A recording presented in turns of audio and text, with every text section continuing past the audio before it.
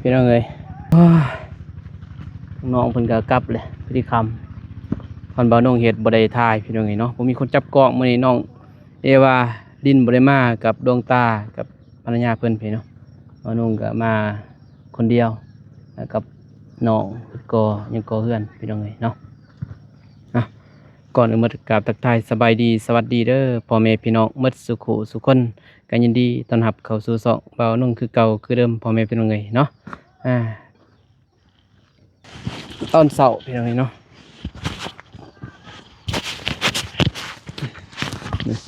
มันต้องเห็ดเทเลยไหวมันแห้งเลยที่โจมไปใส่พี่น้องเนาะใส่วานี้สารใหม่ดีแล้วพี่น้องเนาะเทไว้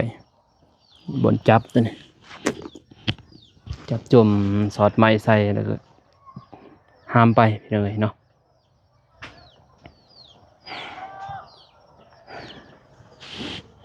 ก็ได้ไล่เติมเบื้องนี้แล้วห้องซ่องห้องพี่น้องเนาะ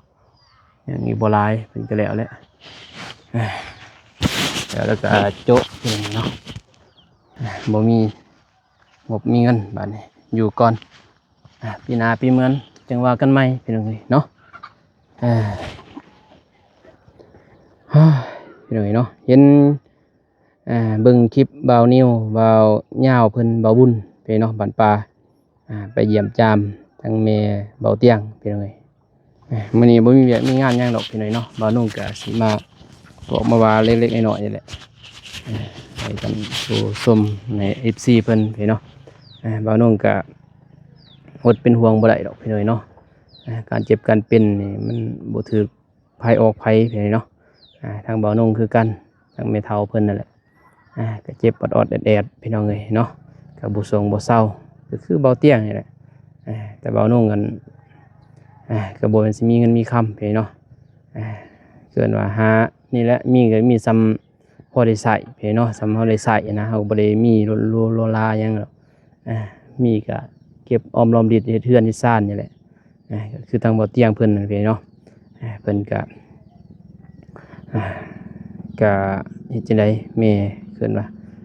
เกิดมาก็มีแม่ผู้เดียวพี่เนาะมีพ่อผู้เดียวก็สุดความสามารถนั่นแหละที่จะเบิ่งจะแย่งพี่น้องเนาะคือบ่าวนุ่งนั่นแหละแม่เฒ่าพ่อเฒ่าก็สุดความสามารถที่บ่าวนุ่งสิเบิ่งสิแย่งพี่น้องเนาะเฮ็ดได้ซำใดเฮาก็สู้ได้ซำนั้นพี่น้องเนาะเพียงเฮาบ่ยอมนะในใจบ่าวนุ่งพี่เนาะก็อยากแท้ๆบ่าวนุ่งก็อยากไปเลยพี่น้องเนาะไปเยี่ยมไปยามทางเบาเตียงเพิ่นนั่นแหละอยู่พุ่นอยู่ประเทศไทยพี่น้องเนาะอยากไปเยี่ยมไปยามบ่าวนุ่งก็มีอยู่พาสปอร์ตสำไปก็น่าจะได้พี่น้องเนาะแต่ว่าเว้าเรื่องเงินนี่แหละมันก็บ่มีพี่น้องค่าใช้จ่ายเอาไปก็เดินทางก็โอ้ไม่เว้าหมดหลายนะเฮาบ่มีรถเด้มีรถก็ใส่น้ำมันก็ยังมันสะดวกสบายแน่คันมีรถเองพี่น้องเนาะสิไปก็ดีกว่าเอาจ้างรถนะเอาจ้างรถนี่มันก็มันยากแน่พี่น้องเนาะมันมีรถเองสะดวกสบายในนิดนึงในใจบ่าวนุ่งอยากไปเยี่ยมไปยามตั้งเมบ่าวเตียงพี่เนาะแล้วก็ไปให้กำลังใจทางบ่าวเตียงอะไรที่เพิ่นเคยช่วยเหลือเพิ่นมาเราไต่แต่ทางบ่าวนุ่งเองนี่ยังบ่ทันเมื่อบ่ทันไปจักเทื่อเลยเนาะไปทางบ้านเบาเตียงเพิ่นทางเบาตูนเบาเจ็บเบาพลยังได้ไปแล้วพี่เนาะทางเบานุ่งกับเบาโกแหละยังบ่ทันเคยไปจักเทื่อพี่เนาะเคยไปแต่นครหลวงเวียงจันทน์พี่เนาะไปกับใกล้เพิ่นนั่นแหละแต่ว่าเฮาบ่ทันหูจักกันดอกตอนนั้นพี่น้องเนาะเบานุ่งฮู้แล้วแต่ว่าเฮาบ่ฮู้ว่าแบบสนิทนะบ่ทันสนิทคือเดี๋ยวนี้พี่เนาะตะกี้อันก็หูแต่ใน YouTube แล้วก็เฟซนั่นแหละเสร็จทักทายกันเล็กน้อยไปเนาะแต่ว่าบ่ได้ทันได้ร่วมงานกันแบบนี้แบบเป็นทีมยังไงก็เลยบ่ได้แวะได้หาเพิ่นเพิ่นบอกว่าสิแวะอยู่กันว่าไปก็ลงไปลินไปเที่ยวไปเบิ่งไปเนาะ ที่สำคัญบ่าวนุ่งก็อยากไปเยี่ยมไปยามทั้งแม่เพิ่นนั่นแหละยินข่าวเกินนะนี่คือบ่าวเตียงก็บ่าวนุ่งก็แซดว่านี้ก็แซดไปเนาะแต่มื้อนี้ยังบ่ทันแซดมื้อนี้แซดหาเพิ่นถามอาการตลอดไปเนาะอาการแม่แหละบ่าวนุ่งก็บ่มีเวลาไปเนาะสิไปเบิ่งทีมอื่นพุ่นแหละบ่าวนุ่งสิขึ้นไปหาทางน้องเมฆเพิ่นถ้าว่าเบิ่งบ่มีหยังเฮ็ดไปเนาะปะไว้พุ่นแหละ3 มื้อ 4 มื้อจังได๋โจมใส่นะบางทีสิเข้าไปหาน้องเมฆมื้ออื่นพี่น้องเอ้ยไปเห็นน้องเพิ่นเฮ็ดผู้เดียวก็งอกแงกเท่านั้นแหละสิไปหาทางไอ้แดงแล้วละบ่เนาะเบิ่งในคลิปอยู่พี่น้องเนาะไอ้แดงเฮ็ดแล้วหรือยังละขัวละห้องพี่น้องเนาะแล้วก็ไปอัปเดตให้พ่อแม่พี่น้องเบิ่งอันใดมันบ่าวนุ่งซอยได้บ่าวนุ่งก็สิซอยเล็กน้อยพี่เนาะเท่านั้นแหละเพราะว่าไปเป็นหมู่เป็นครูน้องเมฆนำแน่พี่เนาะแล้วก็ไปเบิ่งเกินว่าการเหตุการณ์กระทำมาแหละเหตุหัวเหตุห้าวพี่เนาะให้ FC ได้เห็นพี่น้อยเนาะว่านนี้บ่โกเพิ่นไปทางบ่าวนุ่งบ่ได้ไปมีแต่นั่นพี่น้องเอ้ยเนาะทางบ่าวนุ่งก็ส่งกำลังใจพี่เนาะให้ทางเบาเตียงเพิ่นนั่นแหละจังได๋ก็สู้ซนขอให้ผ่านพ้นไปโดยดีเนาะด้วยคุณศีลคุณธรรมด้วยบุญกุศลที่เราเคยสร้างมาแล้วก็ขอให้ทั้งแม่เพิ่นขอให้สวงให้เศร้าให้อยู่เป็นโฮมโพโฮมไส้นำลูกนำหลานเด้อแม่เด้อเนาะขอให้กินข้าวแซ่บนอนหลับเป็นเขาพาขึ้นมาผ่าตัดไปเนาะพอกไตก็โอ้สิเว้าไปเนาะใช้เงินมหาศาลการปัวต้องใช้เงินหลายนะกันนี่ดีแต่ว่ามีทางพระอาจารย์เพิ่นแน่ช่วยเหลือเนาะทางเบาเตียงทางบ่าวนุ่งก็บ่มีพี่น้องเอ้ยเนาะอันมีก็อยากซอยหมู่ครูพี่น้องเอ้ยเนาะเล็กๆน้อยๆซ้ำเฮาซอยได้แหละแต่ว่านุ่งก็มีซ้ำเฮาอยู่กินอยู่นอนพี่เนาะบ่ได้มีซ้ำซอยเหลือคนนะคือได้นี่แหละบ่นุ่งก็บ่ได้ออกไปถ่ายคลิปเกินว่าช่วยเหลือผู้คนพี่เนาะเงินก็บ่มีนั่นแหละเกินว่ามีซ้ำเฮากินเฮาสร้างเฮาเฮ็ดนี่แหละมันบ่มีสิไปซื้อเครื่องซื้อของไปแจกจ่ายไปเนาะแล้วก็ไปหาคนทุกข์คนยากนั่นแหละใส่น้ำมันก็ยังบ่มีพี่เนาะอยู่ลาวไต้นี่ก็ยากน้ำมันก็หาน้ำมันยากแน่แหละบัดนี้เพราะว่าน้ำมันก็แพงพี่เนาะเศรษฐกิจเดินว่าเกิดปัญหาแบบนี้เนาะทางบ่ว่าแต่ประเทศใดพี่เนาะโอเคพี่เนาะบ่าวนุ่งก็สิอัปเดตเล็กๆน้อยๆพี่เนาะมีแต่เพื่อนนี่แหละอย่าเผาเบื่อเผานายกันเด้อพี่น้องเด้อเนาะเป็นจังได๋ก็ฝากเป็นกำลังใจให้ทางบ่าวนุ่งพี่น้องเนาะและทีมงานหมดทุกคนนั่นแหละพอบ่าวนุ่งก็นานแล้วพี่เนาะมื้อนึงเพราะว่าบ่มีคนจับบ่าวนุ่งเกาะให้บ่าวนุ่งพี่เนาะโคตรนานเรียบร้อยอันนี้มักอันนี้งามพี่เศษขางมันยังอีกนะอันนี้พันยาเพิ่นมาปลูกนี่เนาะนี่เพิ่นว่ามาร์คซิเวอร์อันนี้กำลังขึ้นอยู่นี่จักสีขึ้นฮอดไซส์ไปเลยเนาะปลูกนี่สำพอได้แย่งพี่เนาะบ่ว่าสิกินเนาะตามเป็นลายก็พอได้กินอยู่พอได้แย่งให้ซื้อเอาออกตัวนี้แล้วพี่เนาะสีโจมขึ้นนั่นแหละว่าบ่าวนุ่งวางแผนว่าสินั่นอ้อมหัวนี่นิดนึงพี่เนาะอ้อมหัวซ้ำนี่สิกาเบี้ยกระเพไว้เบี้ยกระเพสิเอาไปปลูกกาเบี้ยกระเพพี่เนาะพอกระเพบ่าวนุ่งตายหมดแหละเลยสิกาแล้วตัดใหม่ตัดทิ้งหมดตอนพี่เนาะปลูกใหม่นี่ประมาณ3 มื้อพุ่นแหละจึงสิได้แกะพี่น้อง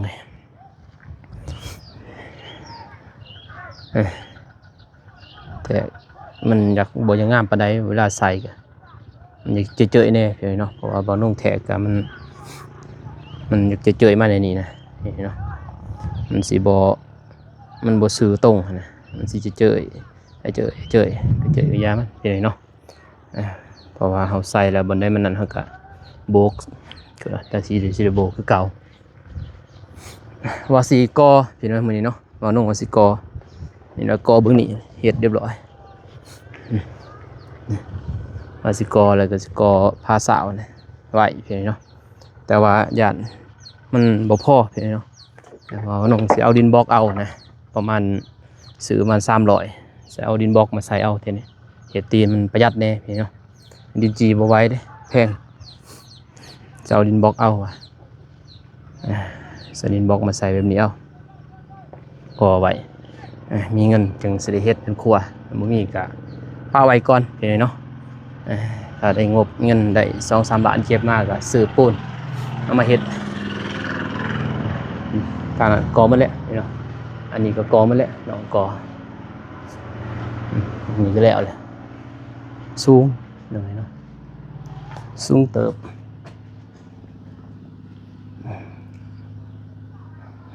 กอมันแหละอย่างนี้มืออื่นสิกอนี้พี่เนาะมันสิกอแล้วก็เทคานตัวนี้แล้วก็ขึ้นบ่ได้ง่ายพี่เนาะกอนี่ก็ยากเป็นดินจีเด้มันเหมือนดินบล็อกนี่แล้วไว้แต่ว่ามันบ่งามมันนะมันคงบ่มักปานใดดินบล็อกเนาะก็เลยใส่ดินจีเอาแต่ว่าใส่งบหลายเด้ดินจีพี่น้องเอ้ยมื้อนี้ก็แล้วแหละอันนี้ก็แล้วแหละยังแต่เบิ่งนี่แหละพี่น้องเนาะพอเทคานยังเทคานยังอันเนี้ยสิเทคานทับตัวนี้ยังเทคานหมดหันแล้วแล้วก็ก่อขึ้นก็ยังนิดเดียวดอกบ่หลายแล้วตัวนี้ก็โจ๊ะไว้ก่อนเป็นไงเนาะปีนี้ FC ก็คอมเมนต์มา FC เพิ่นคอมเมนต์มาว่าเป็นยังทางประเทศลาวพี่เนาะคือบ่เฮ็ดหลังคาก่อนคือมาเฮ็ดไทยแต่ลุมขึ้นเทิงพี่เนาะเพิ่นว่าบ่ย้านบ่นั่นบานประตูปงเอี่ยมเนาะเกินวงประตูปงเอี่ยมมันขดมันเบ็ดพี่เนาะก็ย้านแต่ว่าเฮ็ดจังได๋เฮามันบ่มีเงินคือพี่น้องเนาะบ่มีเงินนะเพราะว่าตัดหลังคานี่มันใส่จ่ายหลายพี่น้องเนาะใส่จ่ายหลายกลัวก่อเฮาก่อนี่เฮาซำนี้มันใส่บ่หลายปานใดคันเฮาตัดหลังนี่ประมาณ200พี่เนาะ200ก็ประมาณ2แสนประมาณนั้น200,000พุ่นสิตัดหลังคาแล้วค่าจ้างค่าสร้างค่าหยังเป็น300,000เขาอยากมันแพงเด้พี่น้อยเนาะเฮาซื้อวัสดุอีกเหล็กลายดิเหล็กก็ลายแล้วก็ซื้อกระเบื้องนี่เนาะจ้างค่าสร้างนะทางลาวเขาก็เลยว่าบ่เฮ็ดที่สำคัญก็คือกอเพิ่นจะกอแล้วมันเต้งเลยนะพี่น้อยเนาะมันจึงแน่นนะถ้าเฮากอเฮาเต้งขึ้นก่อนมันบ่แน่นเพราะว่าเสานี่มันบ่มาตรฐานเพราะว่าบ่คือเสาเฮาเทเลยพี่น้องเนาะเทแบบเทอยู่นี่เลยมันสิแข็งแต่ว่านี่มันเฮ็ดไว้แนวนี้คอนพี่เนาะกระปะให้ดินนี่มันแน่นพี่เนาะคือลาวเฮาอยู่พังลาวนิยมแบบนั้นให้ดินนี่มันแน่นเวลาฝนตกปีนึงนะมันจังแน่นแต่ว่ามีเงินมีคำก็เฮ็ดต่อถ้าบ่มีกระปะให้ดินมันหยุดโตลงพี่เนาะเพราะว่าเฮาบ่ได้มีงบบ่มีเงินในการสิซื้อคือทรายเนาะทรายแหละมาถมแล้วก็เอาน้ำดูดให้มันแน่นนะพอดินนี่มันบ่ได้เฮาบ่ได้ต่ำเด้บ่นงพันต่ำได้พี่น้อยเนาะป่าให้ฝนมันเฮ็ดมันแน่นนะป่าไว้ป่าให้ฝนปีนึงนี่เนาะถ้ามีเงินก็ป่าปีนึงถ้าบ่มีเงินก็2-3 ปีบางทีก็จนกกใหม่เกิดก็มีได้พี่เนาะลายบานอยู่บ่นงเห็นในใจนี่ก็ไผก็อยากได้หมดละเฮือนพี่เนาะแต่ว่าบัดมันเฮ็ดแล้วมันบ่มีเงินเฮาก็เฮ็ดซำใดมันได้เฮาก็เฮ็ดไว้ซำนั้นนะดีกว่าเฮาบ่ได้เฮ็ดพี่น้องเนาะปะเงินไว้ก็หมดคือเก่าเฮาซื้อกินซื้อยากแต่ละมื้อเจ็บเป็นเอ็นอุ่นเนาะหลายพี่น้องเนาะคันเฮ็ดไปแล้วก็คือว่าก็แล้วไปพี่น้องเนาะอันเฮ็ดแล้วก็คือว่ายามันแหละเฮาก็ยังได้เห็นเป็นรับไปก่อนนะพี่น้องยังได้เห็น ไก่แม่เพิ่นว่านนี่ฝนตกเด้อพี่น้องเด้อเนาะมื้อนี้หั่นมืดๆมาอยู่จักสิตกจักบ่ฮู้เนาะแต่บ้านนี้ฝนตกแห้งเติบอยู่ป้านุ่งกับน้องเอวากับภรรยาแข่งพ้นเมื่อบ้านนี่เป็นไงเนาะเอวาจนเป็นบัดเลยเลยว่าบ่อยากให้มามื้อนี้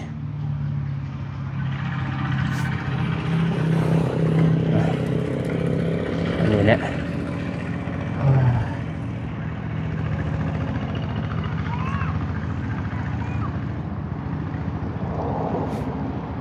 เล็กกับบ่พอไปเนาะเล็กแพงนี่เล็กอะมีซื้อหลายซื้อเล็กก็หลายเล็กก็แพงทรายนี่ก็บ่ต้องซื้อนี่ก็2,800,000เนาะเป็นหมื่นเป็นยังไงนะ2,800,000ก็ถืออยู่4-5,000 บาทหมดหลายโอเคพี่น้องเนาะมาลงกับบ่มีหลายพี่น้องมื้อนี้มาอัปเดตนี่แหละอยู่เฮือนแล้วก็ส่งกำลังใจให้ทางเบาเตียงเพิ่นพี่เนาะแล้วก็ขอบใจหลายทางFC เพิ่นเนาะเห็นทางบ่าวบุญบ่าวย่าเพิ่นนั่นแหละน้องนิวเพิ่นไปพี่เนาะบ่าวนุ่งก็อยากไปเยี่ยมยามสิจะได้ในเฮาบ่มีมันอยู่ใกล้พี่เนาะไปฮอดพุ่นก็โอ้มีแต่ส่งกำลังใจให้เพิ่นนั่นแหละเฮ็ดจังได๋พี่เนาะบ่มีเงินเด้เฮาสิไปข้ามไปไทยก็โอ้หลายได้พี่น้องเนาะใส่เงินรถก็ต้องจ้างรถนี้ไปก็ยุ่งยากเขาบ่ฮู้บ่อนเฮือนซ่านอีกโอ้เอามีรถเองสำบายขี่ไปเนาะไปจอดไว้อยู่สวรรณเขตแล้วก็ขี่รถเบาบุญบ่เตียงเพิ่นมาเอาก็ได้พี่เนาะไกลๆนะแต่มุกดาหารไปเยี่ยมไปยามได้อยู่ไปกับบัดเพิ่นสิมายังก็ยากอีกนะรถเองไปได้ฮอดไทยเลยสำบายพี่เนาะมีรถไปฮอดไทยแล้วก็จังเยี่ยมยามเพิ่นแล้วก็มานะ